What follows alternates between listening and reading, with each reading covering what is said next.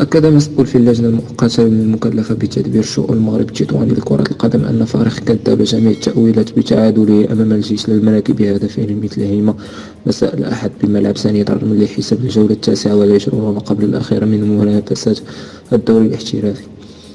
وقال المصدر المذكور في تصريح لقناة تايم نيوز قبل المباراة: الجميع سمع بمجموعة من التأويلات أو ربما اتهامات، أيضا على أن المغرب التطواني ليس لديه ما يخسره ولن يقدم كل ما لديه أمام الزعيم.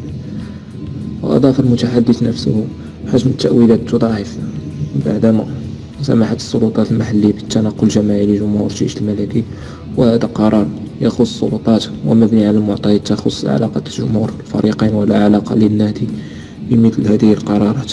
وبالنسبة للمباراة، لعبنا مباراة كبيرة، قدمنا ما لدينا أمام فريق كبير مدعوم بأعداد كبيرة من المناصرين، وكنا نبحث عن تحقيق الفوز، وتقدمنا في النتيجة مرتين، لكن في الأخير الفريق الضيف استطاع العودة في النتيجة واختتم التعادل كان منصفا للفريقين. وبالنسبة لنا نركز على مستوى المغرب التطواني ومصلحته، أما المتوج باللقب البطولة فسنقول له مبروك سواء كان الجيش أو كان الرجاء.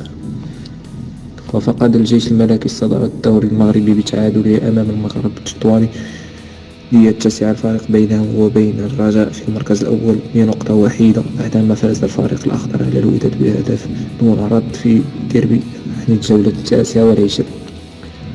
ويرحل الرجاء لمواجهة المولودية وجدة في الجولة الأخيرة، علما أن ممثل الشرق يطمح أيضا للفوز لتفادي النزول، في حين يلاقي الجيش الملكي نظيره الفتح الرياضي في ديربي العاصمة الإدارية.